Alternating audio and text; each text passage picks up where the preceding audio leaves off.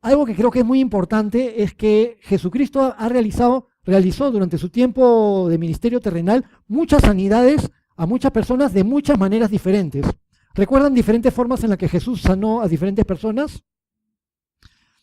Resucitó muertos, sanó enfermos, pero las veces que sanaba enfermos, por ejemplo, a la suegra de Pedro le puso la mano encima, a otros les imponía manos, una mujer enferma con flujo de sangre que cogió el manto de Jesús y con eso fue sanada, otros que le decían, Señor, mi siervo está enfermo, y Jesús lo sanaba a la distancia, sin ni siquiera ir hasta el lugar para estar cerca de esa persona. Entonces, Jesús sanó de muchas maneras diferentes a diferentes personas. ¿Y por qué Jesús utilizaba tantas maneras diferentes de sanar? Porque Jesús no quería que la gente confiara en el método, sino que Jesús quería que la gente supiera que en Él estaba el poder de Dios y que la gente aprendiera a confiar en el poder sobrenatural de Dios, que para Dios no hay nada imposible y que Dios es capaz de sanar, que Dios es todopoderoso y puede sanar a quien sea, de lo que sea, cuando Él soberanamente así lo tiene a bien, conforme a su voluntad. Para Dios no hay nada imposible. Él siempre puede sanar. Y nosotros siempre podemos orar por orar por sanidad. Pero a veces como seres humanos tenemos la tendencia a querer buscar el método, a querer apegarnos al método. ¿Cómo es que se hizo la sanidad de tal enfermo? Vinieron los hermanos, impusieron manos. Por imponer las manos es que uno es sanado. Entonces, de repente oraron por un enfermo y no se sanó. Y por ahí preguntan, oye, ¿oraron? Sí, ¿no se sanó? No, no se sanó. ¿Y por qué no se sanó? ¿Le impusieron las manos? No, no le impusimos las manos. Por eso fue, pues. No impusieron las manos, no se sanó. ¿Y llevaron aceite de la unción? Aceite. ¿No lo ungieron con aceite? No, no lo ungimos. Ya, pues, la próxima vez lleven aceite. Entonces, la próxima vez van todos con su botellita de aceite para ungirlo al hermano, porque si no, no funciona. Esto funciona así, ¿no? Tienes que ungirlo con aceite, imponer las manos y darle 3 vueltas alrededor de la cama, rezando con tantos padres nuestros. Entonces, están buscando métodos, creyendo que es el método lo que va a levantar o sanar al enfermo. Y Dios no quiere que confiemos en técnicas o en métodos, sino que estemos plenamente convencidos de su poder. Podemos orar aquí a la distancia por alguien que esté enfermo y Dios lo puede sanar soberanamente, porque es el Todopoderoso el que sana, no nuestro método ni nuestras técnicas. Entonces, creo que es parte de la razón por la cual Jesús utilizó lodo para efectuar esta sanidad. Continuamos leyendo, versículo 8 dice, entonces los vecinos y los que antes le habían visto que era ciego, decían, ¿no es este el que se sentaba y mendigaba? Unos decían, él es, otros, a él se parece. Él decía, yo soy. Y le dijeron, ¿cómo te fueron abiertos los ojos? Respondió él y dijo, aquel hombre que se llama Jesús hizo lodo, me untó los ojos y me dijo, ve al Siloé y lávate. Y fui y me lavé y recibí la vista. Entonces le dijeron, ¿dónde está él? Él dijo, no sé. Llevaron ante los fariseos al que había sido ciego, y era día de reposo cuando Jesús había hecho el lodo y le había abierto los ojos. Volvieron pues a preguntarle también los fariseos cómo había recibido la vista. Él les dijo, me puso lodo sobre los ojos y me lavé y veo. Entonces algunos de los fariseos decían, este hombre no procede de Dios porque no guarda el día de reposo. ¿Ven cómo los fariseos juzgaban a Jesucristo cuando Jesús había hecho algo bueno? ¿Por qué los fariseos, en lugar de alegrarse con una sanidad, con un hombre que antes vivía una tragedia y que ahora podía ver, que ya podía poder valerse por sí mismo, que estaba glorificando a Dios porque tenía sanidad, y en lugar de alegrarse con eso, se molestaban, se enfurecían y buscaban a ver en qué lugar iba en contra de la ley? Entonces, hizo lodo, es día de reposo, está mal, este hombre es pecador. Estaban buscando por dónde juzgar. Desgraciadamente, la actitud legalista de los fariseos es algo que no solamente se daba en la época de Jesús, se da también en nuestros días, y muchas veces, con dolor lo tenemos que decir, dentro de las iglesias cristianas también. Cuando nos molestamos entre hermanos de que alguien haga algo bueno para la gloria de Dios en favor de otros hermanos, porque tenemos envidias y celos internos, cosas que le hacen doler su corazón a Dios. Este hombre no procede de Dios porque no guarda el día de reposo. Otros decían, ¿cómo puede un hombre pecador hacer estas señales? Y había disensión entre ellos. Entonces volvieron a decirle al ciego, ¿qué dices tú del que te abrió los ojos? Y él dijo que es profeta. Pero los judíos no creían que él había sido ciego y que había recibido la vista. hasta que llamaron a los padres del que había recibido la vista. Y les preguntaron diciendo, ¿es este vuestro hijo, el que vosotros decís que nació ciego? ¿Cómo pues ve ahora? Sus padres respondieron y les dijeron, sabemos que este es nuestro hijo y que nació ciego, pero cómo vea ahora no lo sabemos, o quién le haya abierto los ojos, nosotros tampoco lo sabemos. Edad tiene, preguntadle a él hablará por sí mismo. Cuando los padres dicen edad tiene, preguntarle a él, es que algunas personas piensan, edad tiene. Entonces, en la cultura judía, después de los 13 años los iniciaban para que ya empiecen la vida adulta. Entonces, algunos comentaristas dicen que de repente el muchacho tenía 13 o 14 años. Pero por otros elementos podemos pensar, cuando dicen un hombre que estaba ciego, no dicen en un momento un muchacho que estaba ciego, un hombre, es probable que fuera mayor. Pero la cuestión es que los padres son interrogados, y cuando son interrogados, ellos dicen, él tiene edad, pregúntenle a él.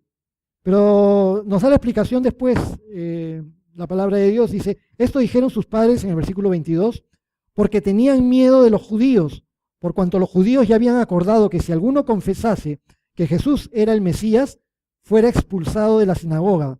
Por eso dijeron sus padres, edad tiene, preguntarle a él. Los padres sabían muy bien que su hijo era ciego de nacimiento y que había tenido esta dolencia durante toda su vida, y los padres sabían muy bien que ahora estaba viendo y que Jesús lo había sanado.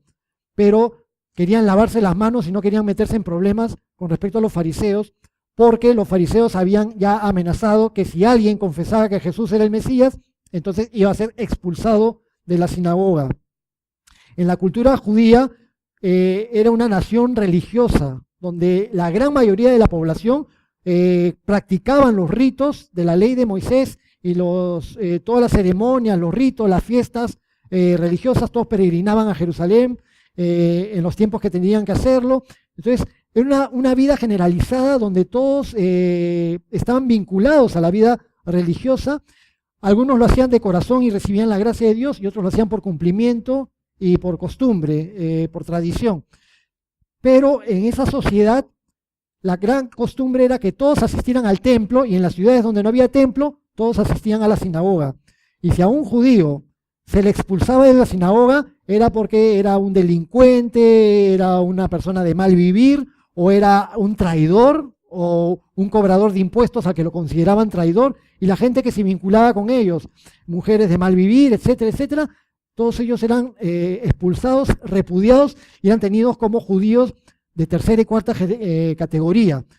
Entonces, aquel que era expulsado de la sinagoga, los demás lo veían mal, no se juntaban con él, lo rechazaban, y uno se sentía rechazado, se sentía mal, porque no tenía el afecto de la sociedad. Entonces era algo muy fuerte y muy feo ser expulsado de la sinagoga. Pero también era un método de presión, porque la clase religiosa gobernante tenía ahí atrapadas a las personas para que caminaran parejito, conforme a sus designios. Si alguien hace algo que no nos gusta, lo expulsamos de la sinagoga. Entonces, qué miedo, todos caminaban parejito haciendo las cosas como debían ser.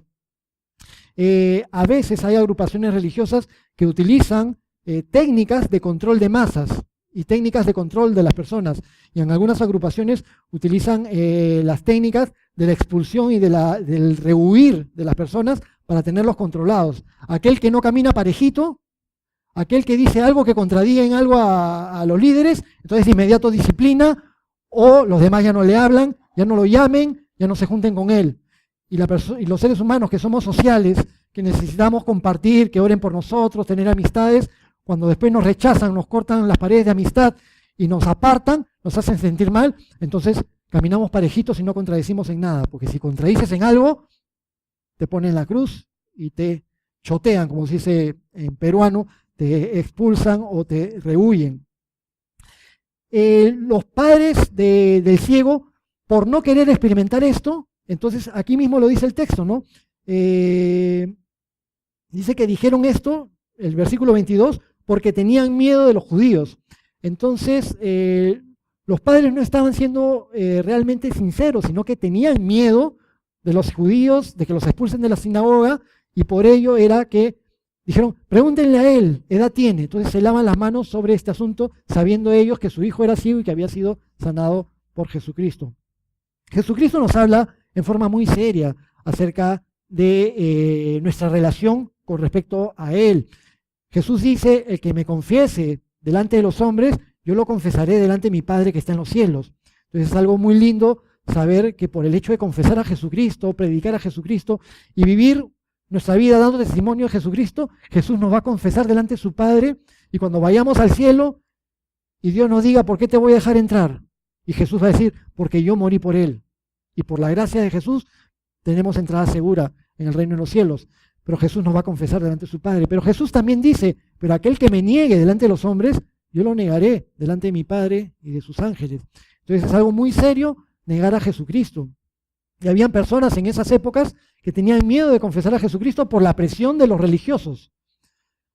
Eso ha sucedido en todos tiempos. Jesús le dijo a sus seguidores que iban a experimentar persecuciones, circunstancias difíciles, y que iban a experimentar el odio de las personas, incluso dentro de sus propias familias, por causa de Jesús, por causa de las enseñanzas de Jesús, por seguir a Jesucristo.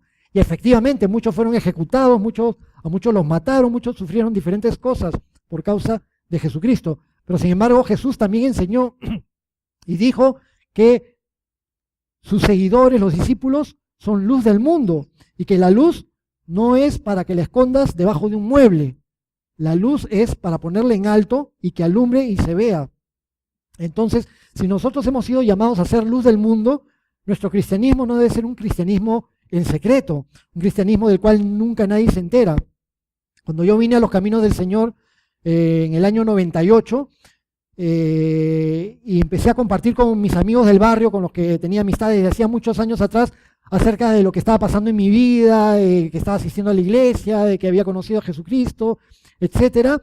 Y en el grupo del barrio, una chica, una amiga de años, me dice, yo también soy cristiana. ¿Sí? ¿Desde cuándo? Uy, hace más de 5 años, como 10 años creo. Pero nunca hemos sabido. No, pues no, nunca se lo dije a nadie. Entonces, años que esta amiga era cristiana y nadie se enteró nunca. Entonces no creo que sea la voluntad de Dios que tengamos un cristianismo del cual nadie nunca se entere. Nadie en el trabajo sabe que eres cristiano, nadie en tu universidad sabe que eres cristiano, nadie en el barrio sabe que eres cristiano, y hasta en la familia. No, porque se pueden molestar. Es que fulanito tiene una religión y es muy esto en su religión, y si yo digo que soy cristiano va a chocar y me van a criticar. Y a veces sentimos tapujos de confesar nuestro cristianismo. No se trata de imponer nuestra fe a nadie, pero sí puedo exponer y compartir mi fe y tener la libertad de que las personas sepan que soy seguidor de Jesucristo y que me siento muy contento y muy honrado de ser seguidor de Jesucristo. En la actualidad nosotros en el Perú tenemos un cristianismo cómodo, relativamente cómodo. Experimentamos otro tipo de persecuciones o molestias, pero en otros lugares del mundo en la actualidad, como ustedes bien saben, hay muchas personas que están muriendo por causa de su cristianismo, personas que están siendo decapitadas y que están siendo ejecutadas, familias que están siendo rotas y torturadas en diferentes partes del mundo en la actualidad, no solamente en la época de Jesús, también en la actualidad por causa de confesar su fe.